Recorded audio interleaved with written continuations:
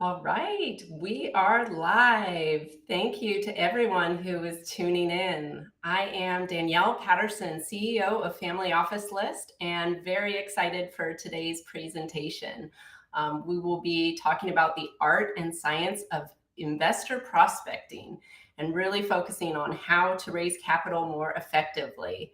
So I'm going to give everyone a few minutes. I see lots of people trickling in here. So for those of you that are on time and ready, I invite you, drop a introduction in the chat. Let us know where you're joining us from, and we'll get started here in just a moment.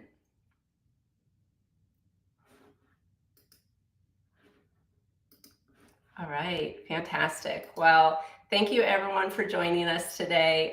Again, I'm Danielle Patterson, CEO of Family Office List, and I'm really excited for today's session on the art and science of investor prospecting. We have two incredible experts with us. Eva Dobrzanska, Managing Director of Fundraising Playbooks. She is an expert in behavioral science-backed investor outreach. Going to be teaching us some incredible techniques. And joining her, we also have Nathan Beckord, CEO of Foundersuite Fundingstack. And he is our specialist in investor pipeline optimization and fundraising technology. Hi, guys. Thank you so much for being here today. Thank you for having me. Thank you, Danielle. Yeah, so to kick things off, Eva, can you just introduce yourself to the audience and tell us a little bit more about what you do at Fundraising Playbooks? Absolutely. So what I do is exactly what the company name suggests. It is the right strategies and playbooks for how to reach any investor anywhere in the world, regardless of whether you have a warm network to warmly introduce you or not. Awesome. So valuable. Can't wait for everything we're going to learn from you today.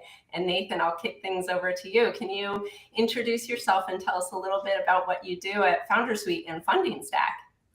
Yeah, thanks. So I have two platforms. I've been raising capital my whole life since college, basically, which was a long time ago. And that has evolved into going from investment banking into consulting into running two platforms. So we have Foundersuite.com, which is for startups raising capital.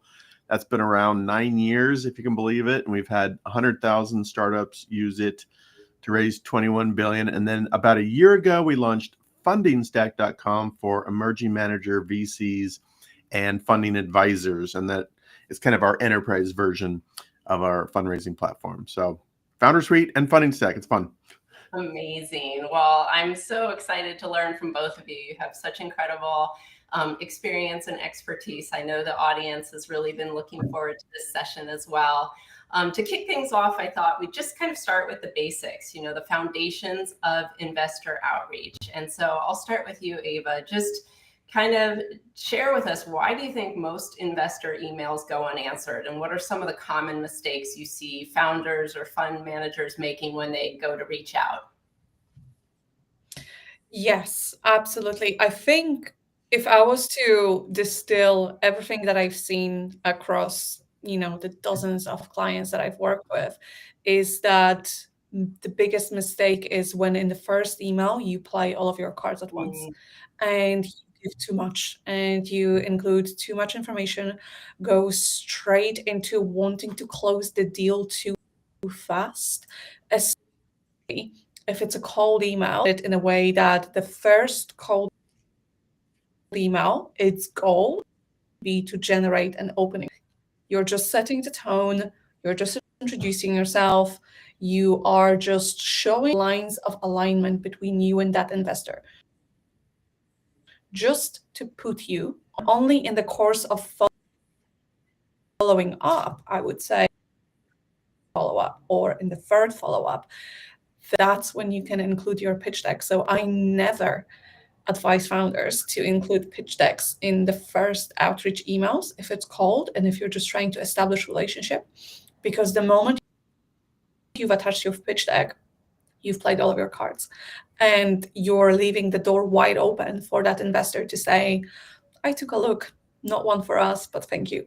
So that's important, spacing it out. So good. I love analogies, and that's like the card card deck analogy is amazing. It's also like dating, right? It's, you got to date before you marry someone. So love those analogies. And Nathan, from you, how do fundraisers ensure that they're targeting the right investors even before they even think about reaching out? Yeah, it's the $1 million question. I love that question. Fundraising is a sales process. This is something I say like 5 times a day, 7 days a week. And you want to be selling your product, which is your company, to people who are interested in buying that type of company, right? And a lot of founders don't make, and that sounds obvious, right? But a lot of founders don't kind of connect the dots of what that really means. You Right. really want to be finding investors that are looking for your type of deal, meaning your industry, your stage, your geographic location, in some cases, your momentum, your traction level where you're at. And when you do that, when you identify investors who are looking for that specific deal, it's a very easy sales process. But when you try and mass spray and pray investors that may or may not invest in your type of deal, you get nowhere, or your email gets flagged, and now you're in trouble with Google, right? Yeah. It becomes much worse. So to answer the question more succinctly, spending the time researching and targeting people who are looking to buy what you're selling is really the name of the game. It's key. It's just as much. It's like no one wants to waste time, but respectfully of the person you're reaching out to, we really don't want to waste their time either. So yeah, thinking about and end result and finding that alignment is so important. Let me add one tiny bit to that. I did not make this up, but I love this quote. Fundraising, I think this came from our podcast a long time ago. Fundraising is not about convincing people of what you're doing. It's about finding believers. In other words, finding people who already have kind of the thesis of your vision, your mind share. And it's simply finding believers, not convincing. And, so I love that quote. I love that so much. Well, we've got a great relevant audience question. And I mean, really, either of you are welcome. Yohei, I hope I haven't mispronounced your name, but I use a one-pager instead of a deck. What should and shouldn't be there? Eva, you want to take a stab at this? Yeah. I like that one. I see this as one of the many micro interactions that you want to accumulate with an investor. So when it comes to sharing a deck or a one pager or a two pager, if you'd like, I would do this by means of a follow-up number 2 or a follow-up number 3, even on the potential investor target. And when it comes to what you should include on there is your strongest traction metrics, the go-to-market strategy that you are pursuing, and what I like to add to both pitch decks and to one pagers, specific lines of alignment between you and that investor. So I use an ideal investor target methodology that I've developed in my work with clients. And one of the strongest signals on line of alignment that you can have between you and investor, in my opinion, is when what you do aligns strategically with the strategic goals of their LPs, of their investors. And if you can showcase that, how by investing in you, that investor would fulfill their own responsibilities to their investors, that's a game changer. The moment you put that on your one deck, one pager, on the very top, that's how you get the meaning. It's like hyper personalized and show me you know me. It's you've done your diligence. Mm-hmm. Nathan, anything to add to that? Such great advice, Eva. No, not really. I like the one pager. I mean, it's funny because back in the olden days, like in the 2000s, I was working with startups, and it was very different. You would first write a business plan, right? I mean, how many people, if I did an audience poll, how many people have written a business plan? I bet it'd be almost none. But we used to write a business plan, which would be like this 20, 30-page document. Then we distill it down to a one-page executive summary, and then we build a pitch deck, right? Business plan's gone. No one does that anymore for the most part, except a few life science businesses. But still, the one-pager survives, and I love it. I mean, it's kind of a written form of your pitch deck, right? Where it's everything Eva said. I love leading with your traction or your team story. And then it's, market, traction, team, problem solution, all that stuff. Like it's almost like a miniature version of your pitch deck in one condensed thing that's easy to skim. So that's it. And having that concise visual reference, which kind of leads me into our next for you, Nathan. I'm highly visual. I learn by watching. And, when you talked about identifying the right investors and kind of this process that you go through, I'm hoping you can share with our audience today, because I've seen you present before and it's awesome. Just some of these hacks, these little tips that you do. So I'm hoping you can walk us all through your system for kind of mapping investor contacts and how to really research efficiently and effectively. Yeah. Can I share screen now? Yes, let's do it. All right. Can you see my stuff? We can see it. All right. So I'm going to skip through most of this, but I mentioned, fundraising is a sales process. That's sort of our framework of how we think about this. And if you think about sales, B2B sales, step one is building a list of targets or leads. And then step two is qualifying that list, making sure you're really identifying the right people to go after. And then, step three is engaging with those leads or prospects. And step four is really driving them all towards a decision, towards a close. So let's focus on that sort of lead gen concept at first. It's all about the funnel, finding the right people. I'm actually going to skip most of this stuff. I know the audience is both startups and maybe some venture funds. This is a little bit more applicable for venture funds, but what we want to do is build that top of the funnel. And I usually tell startups in particular, you need at least a couple hundred names on there. Here's one of these like dichotomies of fundraising. It's a numbers game. You got to talk to a lot of people, but it's also a relationship game. Sometimes people only hear the numbers game and they think, oh, I just got to blast out as many emails as I can. Well, no, it's not just a numbers game. It's also the relationship game. You got to talk to a lot of people because you're going to get rejected most of the time, but you also have to be talking to the right people. So how do we do that? Crunchbase is a good go-to starting point. You can, Crunchbase has been around forever. You can go in and search by different criteria, industry, stuff like that. One way I like to use Crunchbase that's a little bit of a hack is to make a list of several companies that are similar to yours but not directly competitive, plug them into Crunchbase and see who funded them at the relevant stage you're at. So if you're raising a seed round, these guys, you would add them to your CRM or to your spreadsheet, whatever. So that's one thing. I won't make this a product plug, but we do have a database in our platform of about 227,000 investors, and you can search by type of investor. So this is always good to identify. Are you interested in angel investors, high net worth?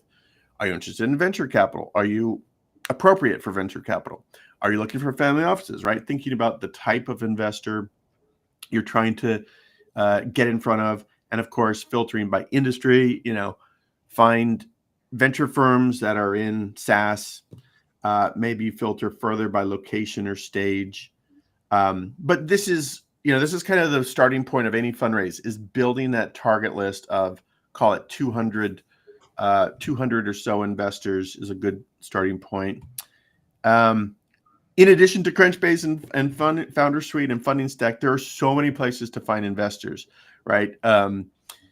This first bullet point here, make sure I'm good on time. These are newsletters you can subscribe to, and basically when startups and venture funds raise capital, they'll announce it in here so you can see who's getting funded and who's investing in them. So it's great to kind of see who's, writing checks.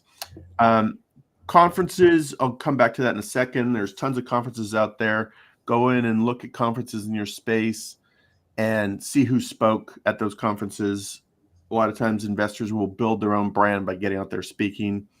Quora, TechCrunch, Medium, you guys are all familiar with this. But when you find an investor in Crunchbase or Fundingstack or in one of these newsletters, go follow them on Twitter. And Twitter will often recommend other similar profiles. Same with Medium. Go follow them if they have a Medium blog, because Medium will recommend similar, firms. And then there's lots of great databases out there. So there's tons, right? PitchBook, very expensive, but a lot of good data. Preqin just got acquired by BlackRock. That's kind of wild. Family office list, of course. Shout out. But there's others. LP Match, I haven't played with that, but I'm going to show you two very quick. I'm going really fast. I'm trying to pack in all this stuff, but I'm going to show you two very quick ways to kind of tap your own personal network. Sweet. I love this. Yeah, let's see how fast I can do this. But LinkedIn is great for prospecting investors, and you can see my screen, right? Just making sure. Okay, good. Let's say you're a startup, you're raising a seed round, go in here and, search for something like an angel investor. Okay. Now let's go to people. Okay, there's 119,000 results. That's obviously too much to do anything with. So I like to actually, the hack here is second degree connections. Nice. And then I might let's go for fun. Eva, I think you're over in UK, but let's go. Yes. Let's do this just for kicks. Okay, so 2,500 results, much, much more manageable. This means I have 2,500 people that call themselves an angel investor. And let's say I was based in London that are in London that I have at least one mutual connection to. But that doesn't mean I'm all of these people are relevant. So I want to open up a bunch of profiles. You can command click or right click. We'll just open 3 really quick here. And then, you can do this in about 20 seconds or less. You skim each one. And what I say is kind of like thumbs up, thumbs down. You're looking for clues that Christopher invests in your type of business. And like for Foundersuite and Fundingstack, we're SaaS, we're FinTech, kind of SMB related. So I'm looking for any clues that Christopher, I'm seeing clues already. So he worked in business planning, M&A startups, corporate finance, so he would at least get what we're doing with Foundersuite, right? So he's definitely interesting. Then I might go down and look at what he's doing now. So he's at Oxford Innovation Finance. I'd probably click through to that, see what that's all about, if that's a fund or something else. And he looks good enough to add to my pipeline, right? It seems like he would get what we're doing. And then I want to add him to my CRM. And then I want to do one more thing here is click this link and see who my mutual connection is, because this is who I'm going to ask for that intro, right? So I know Paul decently well, so I'd probably add Christopher to my pipeline and Paul to my pipeline as the connector. Yeah, so that's kind of the LinkedIn hack there. And then you Command W, move on to the next lady, Samantha Tubb, see what she's all about. You get the process. You can go pretty quick on this. And then one other thing I think is interesting. I'll just do this in like 1 minute, but basically I love tapping your network, tapping your Rolodex of contacts in a thoughtful way to identify leads and prospects. And one thing we did with our CRM here, you can do this with any CRM. I'm showing you our stuff, but you can do this with basically anything. Is I made a column. I call it Steve B Leads. Steve Bennett is a real person. He's a human. He's a fractional CFO, very well connected. And I invited him in. I said, "Hey, Steve, I'm building out my investor pipeline. I made you a column in my CRM. You know what we do. Could you maybe add a few names from your network into our CRM, and that you would be willing to introduce us to?" And he did. And he added like 10 names. And I repeated this process with 5 or 6 other of my mentors and generated like 50 or 60 well-qualified leads. Yeah. So I think that's all I got here, but hopefully that was under 10 minutes. That was awesome, Nathan. I mean, the live presentation you do where you go to LinkedIn and you find those, second connections. I learned that from you, and it works. I think leveraging our networks and leveraging LinkedIn, like what did we do before LinkedIn? It's just how did we live before LinkedIn, right? all the clues. I mean, it really is a treasure hunt, and that information is right there. And I think this rolls beautifully into how Eva uses a lot of those clues to actually craft like very compelling messaging that actually gets responses. Danielle, before moving, I would do a disservice. I have to spend 10 seconds on this slide though. Once you built that list, you actually want to remove people from that list. This is the step that so many people skip, and I'll just spend 30 seconds on it. Once you build a list of, call it 200, 300 investors, you want to go through, and I go back to my metaphor of fundraising as a sales process. The best salespeople, the people who are making 500 grand a year as top sales people, don't just chase every lead. They qualify them. They make sure they invest in, they're looking for what they're doing. And you want to do that really carefully with your investors. So basically you want to just start removing people that have invested in a competitor, that don't have a fresh capital. Maybe you really dig into their portfolio. Maybe they're a venture fund that you dig into their portfolio and all their stuff is really Series B. That's, anyway, so I just wanted to add that really quick. I'm glad you added that, because it's all about working smarter, not harder. Don't spin your wheels, don't chase the wrong target. So thank you for adding that in. Awesome. So Eva, I am very excited to see from you. I've tuned into a lot of your workshops and it's just brilliant. I mean, so much goes into the psychology of how you get people to respond. And when we talk about treasure hunt and these clues, I'm excited to let you kind of take it away and really walk us through this research project and how you craft cold email that actually gets opened and responded to. Absolutely. Absolutely. Thank you, Danielle. Yeah, I basically write emails for a living at this point, because this is what I do for my clients.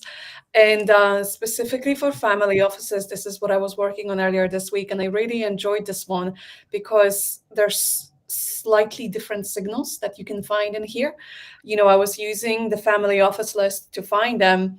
And the first distinction that I noted is, single family offices, they can act faster because it's just one family. So let's say for pre-seed founders or seed founders who do not have that much runway left, they might want to be going ahead with the single family offices. Whereas when it comes to multifamily offices, decision-making can take a little bit longer. So that's something to consider. Now, the tipping point in here is really when they have about 250 million assets under management, because this is when usually they would employ a chief investment officer or a principal. And that is exactly the person that you as a startup want to reach out to, because that will signal that they might have more investment under their belt. I wrote about family offices on my newsletter as well. So for example, the Tsao family from Singapore, their thesis is all about do no harm principle. They will invest in longevity, education, health tech. Once you look, you can find that information. And with the family office considerations, this is the signals that you want to be looking for. They look to preserve their wealth. That's why usually they have balanced portfolios with the sectors that they made money in. They've got their certain values and philosophy, which will guide the strategic investments that they do. So if you go on LinkedIn and if you spot that one of the members of a family office sits on a non-profit board, that might suggest philanthropic angle to it. You look at some of the family offices who chase trophy investments. So if you have a reputable name of a VC on your cap table, that might make the outreach easier. Some of them have the long-term horizon, so they're not bound by the 10 years fund cycles. They can make direct investment, and the frequency and volume will largely depend family to family. So to show you an example, I went on the family office list. I've specified the deal type as venture capital and the funding stage as pre-seed and seed. And for the specific reason of my example here, I decided to go ahead with energy and materials verticals. First name pops up, Reimagine Ventures. So let's take a look at them. You can find on the family offices their entire write-ups. So in here we can see that they invest in companies that facilitate the shift towards renewable energy and sustainable solutions. They do direct investments, and they've invested quite recently, just 3-4 months ago. So that's a good sign. They're active. And here I also noted that they invested in this company who are developing clean energy solutions and commercial fusion power. So that's something that, make a mental note of it. Remember it. How I would open the email is we start with a subject line. I said, reimagined focus, B2B SaaS energy storage. Let's assume that you are this company, B2B SaaS energy storage. Using the word reimagined in the subject line is a playbook in itself, because you're actually using a word from their name. So this is what I call lead with them playbook. Reimagined focus could be what you're doing, but if they read it, they might think, oh, they're talking about our focus. You're leading with them. That's also sales 101. Nobody likes to be told in a cold email, are you hiring? I can help you with your hiring solutions. No. We want to be heard something that actually relates to us. I don't know who I'm contacting yet, but that's fine. I can already start the email. I've done my research on reimagined ventures, so take technologies in your portfolio. I think we should speak. So in the first line, you've completely led with them. Then you can go again on the family office list to find more information. So in here, I can see that the firm focuses on identifying and supporting businesses that challenge the status quo and drive innovation. That's exactly what I'm going to use. We're going to say in here, our platform challenges the status quo of grid-scale energy storage. That's the linguistic mirroring playbook. Harvard Business Review, they did a study in which they found that lawyers who linguistically mirrored judges' writing styles more than doubled the chances of winning their case. We're talking using the same vocabulary, similar sentence structure, or when you're pitching face-to-face or over Zoom, even matching the tone of the voice and the speed of how fast you're pacing through the words, which is essential for widespread adoption of commercial fusion power. The data we collect could enhance TA's offerings. The portfolio synergy playbook. You're going to align yourself into synergy with their other portfolio companies. If you help that investor generate better returns on their other portfolio companies, that's great. They're going to want to invest in you. Next, using the family office platform, you can find who to reach out to. In this case here, I found Alec. We go on LinkedIn, and on his LinkedIn, you can see that he was previously a former director of a company that merged with STEM Incorporated, and they created the first pure play smart energy storage company to go public in the US. Make a mental note. We're going to lead with that. We're then going to say, hi, Alec. We now know we're messaging Alec. Your experience from the StarPeak/STEM merger would be invaluable as one of our strategic partners hinted working with us towards a certain level of ARR at which they would work towards a trade sale. I call this the exit potential playbook. You're mapping out that you might exit in the future. It's a very, very attractive position to be in. And if you are in that, map out that exit potential. Next, you can go on the Reimagined Ventures website. You can find Alec, you can find Jennifer, you can find Jack. You can see it's a family office. You can see it's a family leading it. Jack presumably is the son of Alec. We can look him up. And here what I've noted is that Jack is actually the one who helped to expand the firm's private capital portfolio to cover hard science investments. So let's take it as well. We can then say, next quarter, we are launching a hardware component and nods to Jack's investment background. So here, it's the cliffhanger playbook. So you are showcasing something that is just about to happen. Next quarter, we're launching this. So it's a cliffhanger because then you're also opening the door to follow up on that investor in the next quarter and update them on that cliffhanger that you've set in your earlier email. And the second playbook involved in here is the team alignment playbook. The more team members from that VC fund you can align yourself to, the stronger your pitch becomes. that leverages free breakthrough materials. I'd love your take on those we picked. If you ask for money, you're usually going to get advice. But if you ask for advice, you're going to get money. So that's what I utilize in my emails as well. And to finish it off, we're gonna see, family office list. I absolutely love it, by the way, Danielle. It's honestly such a pitch book of family offices. The last thing to finish my email that I found in here is that they strategically invest in forward-thinking businesses. So we can flip that a little bit, and we can finish with, we're speaking to strategically aligned investors that would see our forward-thinking vision scale globally. Amazing. That's it. Oh, it's like, bravo, wow, so many nuggets. Yeah, if any of the startups want me to craft an email like that for them, feel free to cold email me. That's what I do.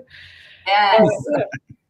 Your inbox is gonna be blowing up. I mean, that's awesome. There's so much thought in putting yourself in their shoes, which I think so many people make it about themselves, their stats, their achievements. But we have to remember, like, these investors, they're people, and they have an agenda. So if we can put them first, it just flips the script. It's so valuable. And there's something else that I wanted to add in here.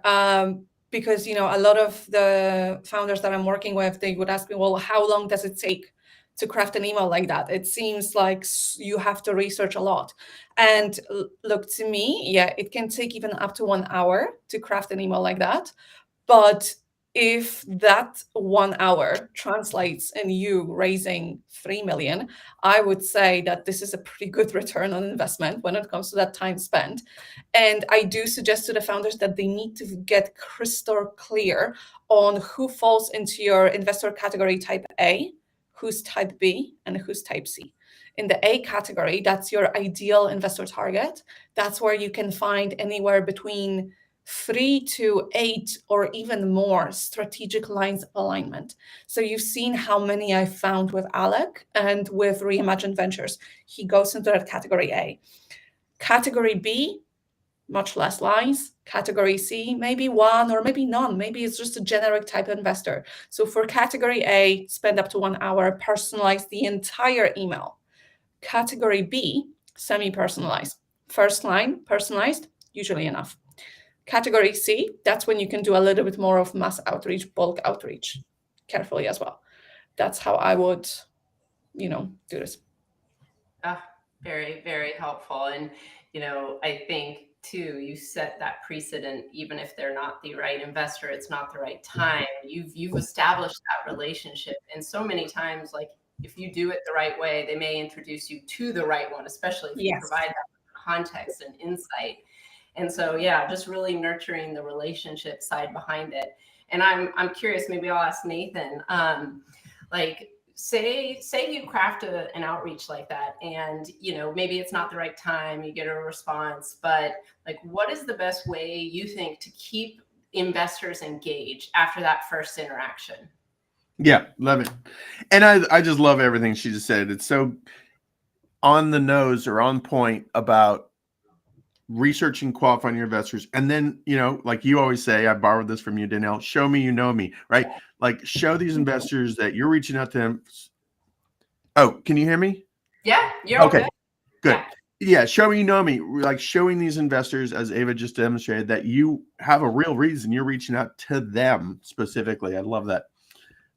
Okay, so getting to your question, let me go back to screen sharing. So, all right, I've already showed you this. Once you've built this list, I love this outreach stuff. So much of it is getting that intro. We've got a little tool for this. There's my plug on that. But the other way to approach this is, is using what I call the permission email. This is one of my favorite funding hacks, using the permission email plus investor updates as a way to nurture these relationships. Mark Suster, everything I say is almost borrowed from other people I've talked with. He's a venture capitalist at Upfront Ventures. He's got a great quote: investors invest in lines, not dots.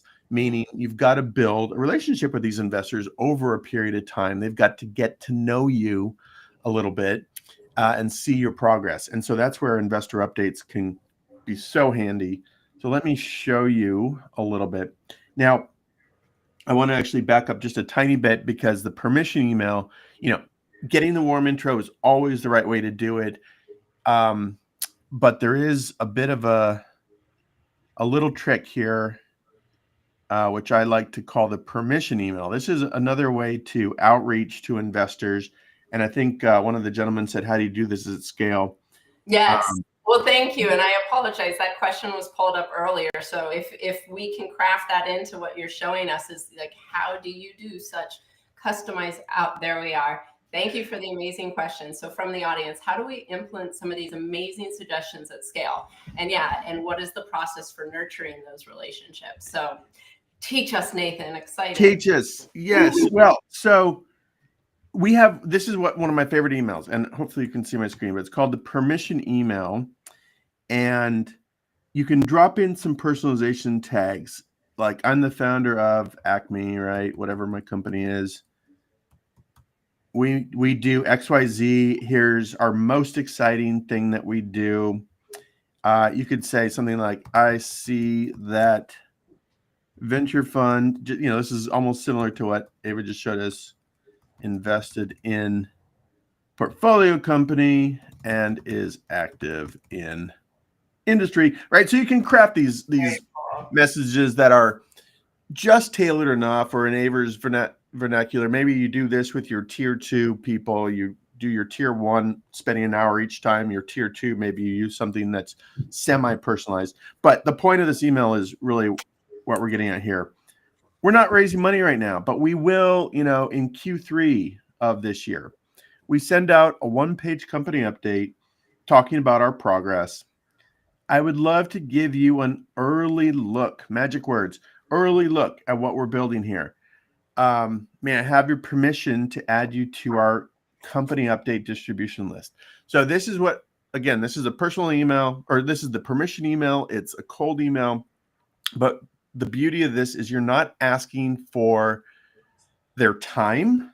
Mm-hmm. You're not asking for a meeting. Time is very valuable. You're not asking for their money. All you're asking is if you can share your company updates with them. And this early look or sneak peek is kind of the magic words, because, how do you make money as a VC or investor? You get into the best deals as early as you can, right? And so you're signaling that, hey, you might have something here, and you're going to give them a sneak peek. So why would an investor not say, okay, sure, send me your company updates? So, yeah. And I'll just add as well that I would say, when it comes to you finding your ideal investor targets that go into this magical category A, I don't think you should do this at scale. I call this the precision outreach. That's where you want to find your top 10 and ultra personalize and really take your time. One of my C-level clients, Damien, I've crafted 8 emails like that for him. He had 100% response rate. All 8 responded to from partners at VC funds. All wanted to see the deck. He's now raised the full 1.5 million that he was raising. So there's 2 schools of thought. There's the mass outreach, and there's also precision outreach. You can combine them too. I'm not asking you to choose between the 2, but once you know which investor goes into which priority category for you, do mass outreach to some, and then choose your best targets carefully and do precision outreach. That's how I've seen most of the founders who raise in weeks. I would ask them, how did you do this? And like, can I take a look at that email that you sent me? Could you show me? And, and they would show me the email. And I was like, I want to know exactly the words you use. I want to know exactly the minute at which you send that email. Because I think there's just so many strategies and playbooks that you can find in there. So I agree with that. Super hyper personalized for your tier 1, maybe a little bit more mass on tier 2, but all of these should start getting a monthly update from you, in my opinion. This is how to nurture relationships with investors and show them your progress over time. And this is one of my favorite funding hacks. We've had over 100,000 startups on the platform. I've seen this work so many times, so beautifully. So, and people don't do this. And that's the other thing about this is like maybe 1% or 2% of founders send a monthly update. But let me make the sales pitch for this. This is all it is. Let me just skim down. This is how short it is, right? This is not long at all. It's basically one page. And here's what it should contain. A little bit about what you do. What do you guys do? This is going to be pretty much the same section every time. You know, maybe you update a little bit something here from time to time, but the overview is just what do you do, right? Then what happened last month along the lines of product releases, traction, sales, maybe press, maybe even like a key hire or something like that. So what are the good, sexy things that happened last month that include a screenshot of your product, even if your product is super techy or scientific or boring, you know, put something in there showing your product, show your metrics, whatever those are, then talk about what you're doing next month, you know, what's coming down the pipe in terms of product, new partnership deals, whatever it may be. Put in some image of the team. Everyone should have, every update should have a picture of the product and the team, you know, and then that's it. That's all it is. This should not take you more than about 15 minutes. And I tell people, block it off on your calendar, right? Block off like the third Friday of every month, an hour to write your investor update. And then you send this out to investors. And here's why this is such a fun hack is I have seen founders send this out. Like, let's say I'm raising money in September. I'm going to start raising, you know, Q3. If I send this now, March, April, May, June, July, August, they get 6 months of updates, seeing my progress, seeing our wins every month. In the August update up top here, I put in bold, we are kicking off our Series A next month. Let me know if you want early access to our pitch materials. And I have seen, I kid you not, multiple startups that get scooped up by investors before they even go fundraise. So imagine how easy your fundraiser would be if you're having investors say, I love this, I've been following your progress, we're interested in leading the round, before you have to go talk to 200 investors. It's like, yeah, it's such a fun thing. I'm in Marin County in California, and I use it like the real estate metaphor. Houses get snapped up before they even go on market, right? Because you're kind of doing the same thing with your startup by nurturing these relationships. And again, this is so short, right? There are basically 2 text blocks that you have to write. What happened last month? What's happening next month? And then drop in a couple images. So it's such an easy hack, and it can make your fundraise so much faster. It's awesome. And it builds the brand. And so much of this is just psychology. And I know there's this marketing psychology report that suggests, you know, that people need to see or have 7 to 10 interactions before they really trust and develop brand awareness, which we think of this digital age. I mean, we're just getting bombarded. So I think it's so important that you have that brand awareness, build who you are. And I'm curious, I mean, both Eva and Nathan today, you both really exemplified the importance of LinkedIn. And I think, do you agree that not just these investor updates and this email communication, but also showing up and doing similar things, you know, showing your team, showing your progress on LinkedIn, I think is effective as well. Yeah.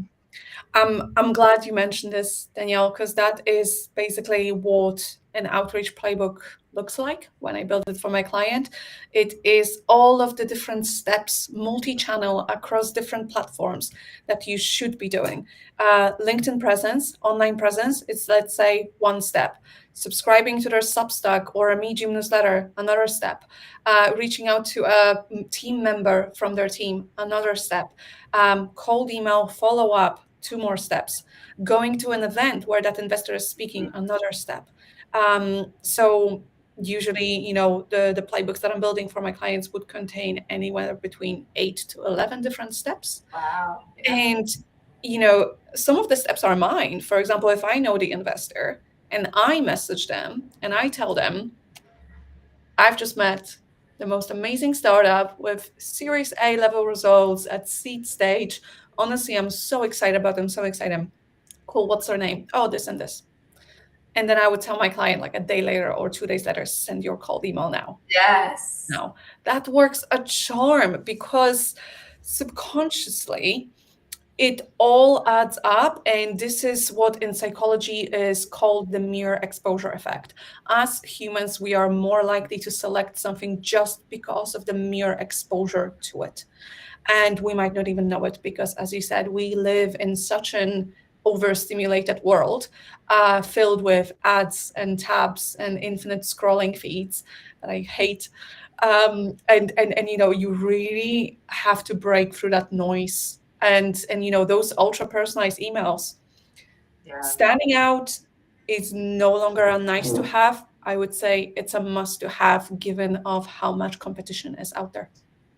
I love that. I feel like there's just been these quotes that each of you have dropped that I want to create. Yeah, just this one pager from today's presentations. This has been awesome. I am looking at our time. We have plenty of time. I make these things live intentionally because we have an amazing network, amazing community here. I know that it's fun to fold people into the conversation. So I think if people here who are joining us live, thank you for being with us. And I'm sure I've learned new things, incredible insights. If you would like to drop any questions in the chat, I'd love to be able to include you. If not, I'll continue asking away because I have more questions. Thank you, Andrew. So Andrew asks, is it customary for seed stage AI companies to get direct investment from family offices? And, I'm happy to take this one if you'd like, or do it. Yeah, so I think right now AI is all the rage. We just did a report to look at what percentage of family offices are investing in AI, and we showed almost 50%. The thing is, there's a lot of hype and it requires due diligence. And so when you're working with a seed stage company, I think it really requires that you have a partner who's well-versed in the space. And that's why we do see a lot of family offices, whether collaborating with VCs, whether collaborating with other family offices who are better versed in the sector. But yeah, I don't think it's uncommon. Again, it's about, really oftentimes if you don't have the traction or the track record, they're investing in the person. And so, showing who you are and really creating that connection, why they should believe in you and what you're building. Feel free, Eva or Nathan, if you have anything to add to that. I think what will happen with AI is what happened with cloud some years ago. When we moved onto the cloud, everyone was talking about it. It's like, we're investing in cloud, like cloud and everything. That's where the money is. And then we eased into it, and cloud now permeates all of the sectors, and it's just the technology that we use. I think the same is going to happen in AI. It's going to be across all sectors. It's going to be widely used by all of the businesses. That probably by 2030, we're going to stop saying that it's an AI-led startup. It will just use AI by default. Right. I think it's the new normal. And yes, you should be using it. If you don't, you're putting yourself at a disadvantage compared to everyone else who does. So to answer that specific question, whether a family office would invest, well, depends on your sector and depends on where the family office made their money in, depends on whether there's complementary investments in their portfolio, depends on their likes in terms of verticals and sectors. So I would look for alignment in that. Mm-hmm. Excellent. Thanks for adding that. There is a question from the chat, but I definitely want to expand too on the use of AI and how we can leverage that for our own outreach and becoming a bit more efficient. And I'm curious, both Eva and Nathan, do you guys use a lot of AI tools to kind of accelerate the research and the crafting of emails? What are your thoughts on it? I'll start with that. It's interesting because I am 100% a believer in having hyper-personalized emails and all that. But at the same time, we added a generate with ChatGPT integration to our email tool, right? And this is sort of a bit of a dangerous tool, right? Because it can be amazingly powerful, right? And you give it little parameters, how the tone of the email, stuff like that. And and then it will go pull stuff from that person's background and weave it into the email. It's really amazing, but it still feels a little bit like AI generated. And so I always tell funders, use this to kind of help you build the research and the why you're reaching out to them, but edit the hell out of this using your own language so it doesn't look like AI wrote it, right? Because I know when I get an email from someone trying to pitch me something that's AI written, it's terrible. And just one more thought on the AI. I mean, so like we're integrating AI into our platform to help you write those emails. We're working on something like a virtual analyst, I call it, that's like looking at the investors you're getting traction with and recommending others. There's a ton of opportunity to apply AI to fundraising that we're trying to figure out and building as we speak. So it's the future, obviously, but you also can't rely on it too much. You should not be sending out AI written emails. Yeah. Full stop.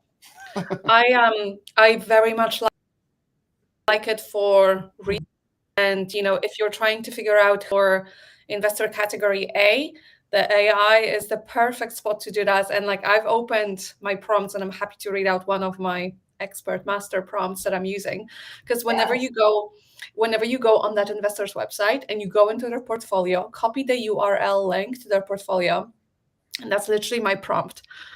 Tapping into the full extent of your deep research, deep analysis, and critical thinking, I'll give you a name of a potential investor. Research them in depth, analyzing their website and online presence, as well as by analyzing their recent investments in the last 12 months to spot any patterns and deduce insights on that investor's investment preferences. Discuss whether they are a good potential investor target for my startup, pitch deck attached. Why yes or why not? Be critical. Utilize deep research to discuss with critical, logical, and well-informed verdict on how much of a fit they are to me and why. Really? The moment I put that in, it spans out the biggest discursive essay that I used to write when I was doing international baccalaureate in school. That is awesome prompting right there. It is amazing. It's like this powerful tool, but it's how you prompt it and then like how you fine tune it. So I thank you for sharing that. That's saves you a tremendous amount of time. And like we talked about earlier, it's about finding the right fit. So AI especially when the investor's website is not that extensive. So there's not that much information to go off at. That analyzes their investment history and deduces the patterns. That's a game changer. Amazing. There was a question up earlier. I apologize. I just got my own question about AI there. But how would you navigate a startup seeking funding from Europe and America-based investors, yet based in South Africa?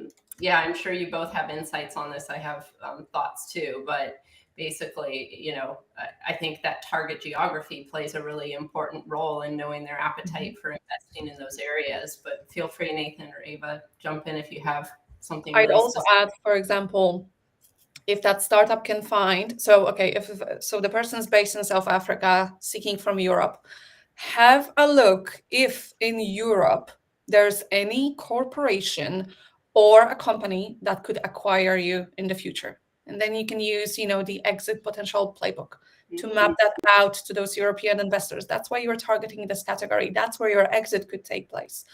Or, if you're trying America, try to align your go-to-market strategy to America, the GTM playbook, as I call it. So go into your pitch deck, alter your go-to-market slide. America is now the first target market that you are expanding to because you're pitching to that investor. And you can say to them, we're seeking the right strategic fit investor who will see us internationalize and cross over to the American market. That's why we're seeking someone connected with the right expertise based in the geography in which you are based, and hence my outreach. So there's a number of different strategies of how you can align. Yeah, and I would add you should use a version of Eva's prompt there to see if they even invest in anything other than U.S. startups, because there's no sense wasting time if they literally only invest in Silicon Valley startups, and you're based in South Africa. What's the point, right?